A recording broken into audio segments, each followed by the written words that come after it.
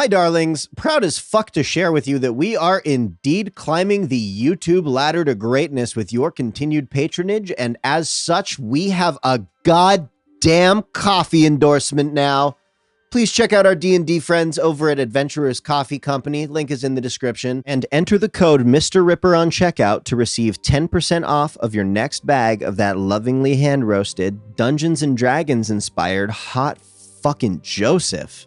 Order yourself a bag of that beautiful single origin Dungeons and Dark Roast today. They'll ship it to you faster than you can sub for Nat 20s. And as we come to terms with the dystopian reality unfurling before our very eyes, take comfort in a delicious warm mug of delicious caffeinated diarrhea fuel. You already hoarded all that toilet paper, so you might as well put it to good fucking use, am I right? Stick that in your goddamn cone and steep it.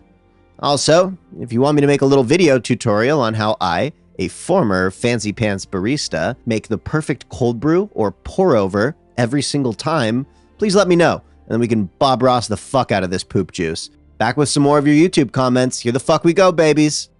What is the most unexpected damage you've ever done as a PC or DM? Part 3, YouTube comments. I was playing a Tiefling Warlock. Party was level 5, and we were fighting a Paper Dragon Construct. We were losing badly to its fear and other effects when I got hit by its tail attack and was brought to around 5 hit points. I cast my innate Hellish Rebuke, Construct fails the save, I roll nearly max damage, and it's vulnerable to fire damage. Disintegrate it with nearly 70 fire damage at level 5. Wow, okay, nicely done. You have my respect.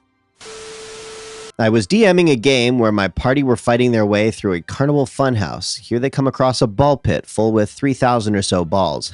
Balls. If popped, a mini fireball enchantment would go off, causing 1 damage to whatever popped them. My dragonborn monk fell in. He decided to breathe fire and popped them all. He took 3,000 damage. Favorite death with max damage I've dished out in all my campaigns. Feel free to add to any future videos. Level 1 party was contracted to steal item back from CR6 Hill Giant. After sneaking into his house, they find him asleep next to 4 barrels of whiskey. After some nonverbal communication, the druid uses a cantrip, produce flame on one of the barrels. DM ruled, house rules, each barrel was 8d10 damage, with instant crit due to being asleep, and average dice rolls ended with 64d10 at 328 damage. DM vowed to never put barrels in campaign again, and change it to 8d6 to match a fireball. TLDR, level 1 party does 64d10 damage with a cantrip. Playing 5th edition, DM has a tendency to give players at least 2 special items, one for combat and one that's utilitarian for other things, usually from the DMG, although he'll homebrew an item if need be, such as the Druid Dragonborn with studded leather armor, now having tenacious studded leather armor, which reduces damage from non-magical attacks by 3. As a human fighter with plate armor, he made my armor adamantine, and he gave me an item that lets me use twice the dice for a second wind or short rest. My mother, who picks me up from my sessions, recently started playing as a Tabaxi monk. Wave the open hand. Nice. At level 6, like we all are, she uses a d6 for her martial arts, but this negates the use of her claws. The DM homebrewed in what is a set of magic talons, or whatever, which allows her Tabaxi to use her claws on top of her martial arts with an extra d4 for her to roll. +3 for her dex modifier, making it 1d6 plus 1d4 plus 3 at the moment.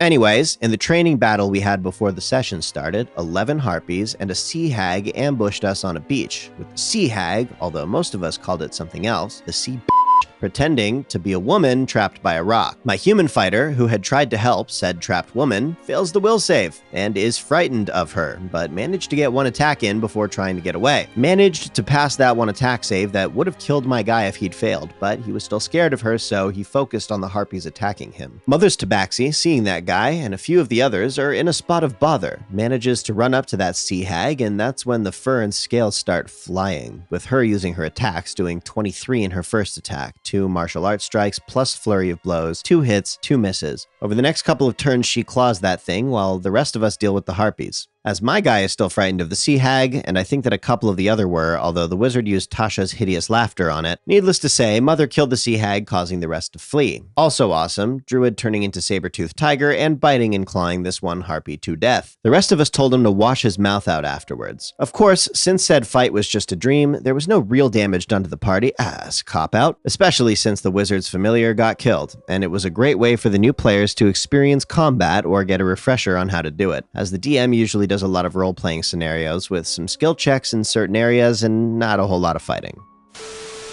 I was a level 3 Paladin, and I was playing Pathfinder 1st Edition. I had just gotten captured by a sorcerer, and I cast Detect Evil. He was neutral evil. As he was interrogating me, I was tied to a pillar and sitting in a chair. I managed to roll a good sleight of hand check to get my hands free, but I left them behind the pillar. I waited for him to get close to me, so I basically just repeated, "I can't hear you. Can you get closer?" until he was an inch away from my face. I proclaimed loudly and proudly, "I activate Divine Smite." I rolled high on my strength check to break my legs free, and I rolled a 20 on accuracy and max damage on my swift punch to his sack, which my DM said knocked him prone, cause why not? I jumped up and curb stomped him, and he stood up, triggering an attack of opportunity, so I punched him in the face. The kick to the balls did 27 damage, and in those 3 hits, I did about 60 damage at level 3. I felt so powerful.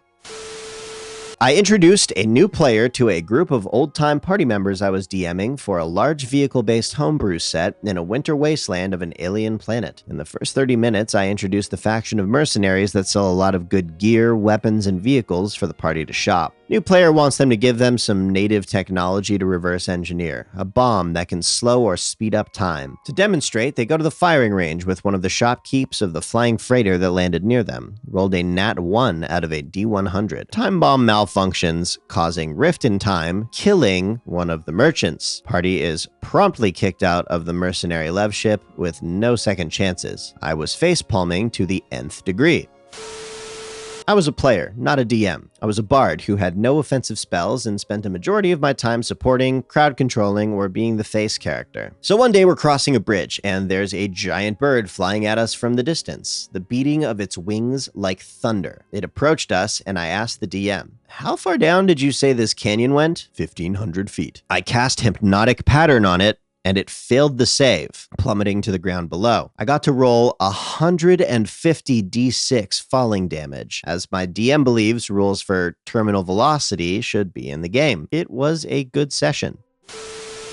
It was the Curse of Strahd, the town of Vallaki. I was playing a 5th level Oath of Redemption paladin named Ringwald, who didn't like to fight if he could avoid it. But the executioner enforcer of the Baron, Isaac, threatening to kill an innocent peasant, leading to a fight between the two. So Isaac's got a bit over 100 hit points. Ringwald had 44. Supposed to be a tough fight, right? Ringwald's turn. He attacks twice with his battle axe. 2 natural 20s, 4d8 slashing damage. And then there's this thing called Divine Smite, using 2nd level spell slots. So now it's 12d8 radiant damage from the critical hits. And also, Isaac has undead mutations. So that's another 4d8 bonus radiant damage. So in total, 20d8 damage, 4d8 slashing, 16d8 radiant. As a 5th level paladin who didn't want to fight, Isaac felt the wrath of Torm that day. God of courage, fuck yeah, that's a great god.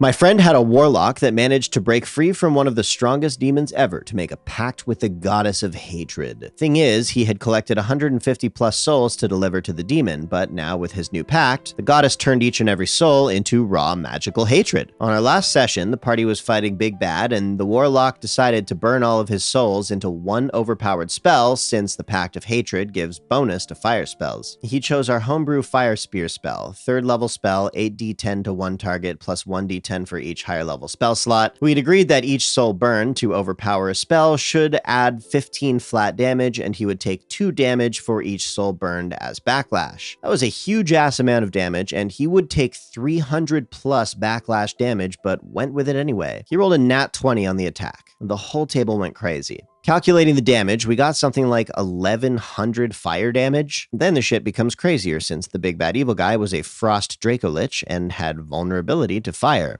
2,200 fire damage later, a new volcano was formed, and the party barely escaped alive. The goddess was so pleased with that amount of hatred he showed that she protected him from the majority of the backlash. He still fainted with 0 hit points, though. So I was running a half-orc named Dirk. This is a constant character I play, and when I do, campaigns get derailed hard as a disruptive player. I had gone to temples multiple times in this campaign with limbs blown off from explosives. DM dropped a ring to make me immune to fire and force damage, aka explosions. DM had a homebrew setting in a country with extensive mining tunnels from depleting resources, roughly the size of South America, and the DM decided to have an early big bad evil guy encounter designed to taunt us in a wine cellar. I throw a small stick of dynamite. A few flipped pages later, he announced the campaign is over. He looked at maps he made and realized that my stick of dynamite set off a chain reaction, destroying the country and parts of neighbor countries, leaving only me alive. Sure, bud. I'm sure you've played D&D before. r/that happened. Playing Legend of the Five Rings, my character was a Crane Clan Lejutsu spec. Basically, I was a hyper-lethal duelist. DM made a situation where I had to duel an NPC that was the town's duelist for hire. L5R is mostly D10 based, and you can explode your dice if you roll a 10, meaning you keep that 10 and roll another D10 and add it all up. I rolled so many exploding dice that the DM told me to just stop rolling because of how badly I killed the dude in one hit. As a level 2 Grave Cleric, I managed to deal 240 necrotic damage in a single attack. Inflict Wounds does 3d10 necrotic damage, which I managed to get max damage, 30, got a crit, so times 2, 60, had Path to the Grave on the enemy, so another times 2, 120, and the enemy happened to have Vulnerability, 240. He was supposed to be a recurring villain. Can't recur if all of your blood is no longer in your body.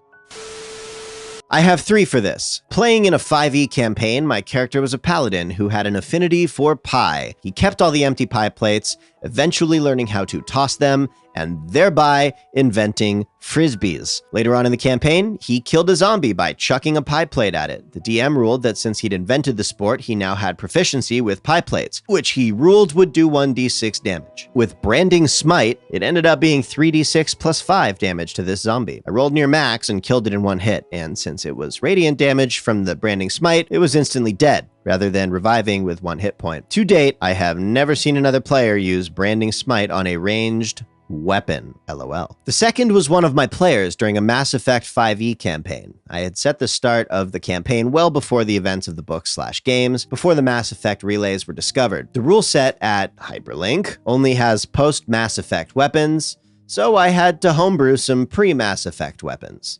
One of my players was a pilot who was also a sniper. It was the first combat of the campaign. They were entering a virtual battlefield, and they had credits with which they could buy better items. He literally spent every credit he had and bought was the future equivalent of a Barrett 50 caliber. I had ruled that it did 5d12 damage because big freaking sniper rifle. My face when the first time he hit somebody with it, he rolled 12, 12, 11, 10, 9. With his damage bonus, he did over 60 damage to the poor guy he was aiming at, who only had 15 hit points and 10 shield hit points. It was the only time he would actually hit someone with that sniper rifle for the entirety of the campaign, as we ended up having to shut it down after about 12 sessions due to scheduling issues, and he was the pilot, so he mostly stayed with their ship. The third was when my character was messaging back and forth with a friendly NPC who suddenly found themselves in a very precarious position, hiding from basically an entire town. The people there were brainwashed to kill anyone who came near the town, and this NPC was someone who lived in the town but had broken free of the brainwashing. I quickly grabbed our wizard and told him to dimension door back to where we came in from and bring her back with us. He did. Before combat that day, I had cast Aid on 3 members of the party, the wizard being one of them. I had also used my Inspiring Leader feat to give everyone 13 additional hit points. This brought the wizard up to 43 hit points. As he was running to get back to a place where he'd be within range to dimension door back to us, he felt a sharp pain in his chest as an enemy rogue crit hit him with a thrown dagger for 42 damage. It was rather interesting realizing that not only had I nearly gotten him killed, but my actions earlier in the day were the only reason he survived. Hello, my beautiful, moist, cinnamony little coffee cakes of cosmic wonder and unending unconditional love. thank you for shooting your glistening, trembling psychic tendrils in our direction and watching this video to the end. If you're new here, please say hello in the comments. If you're not, don't, or do, or whatever you want. It's your freedom. Again, please check out our D&D buddies over at Adventurers Coffee Company and get yourself 10% off a fresh bag of delicious coffee to pair with the delicious snack that you already are, baby. Let me know if you want me to help you master pour over or cold brew, and as always, please sub for Nat 20s. I am so genuinely grateful that you're all here with us today, and I hope that in these dark times we are able to bring you a spark of hope to carry you through. Remember that you are loved, you are important, and you are infinite. Now, go spread the good news, but do it from the safety of your home so I can hopefully hug my grandfather one last time, please and thank you. We'll see you next time.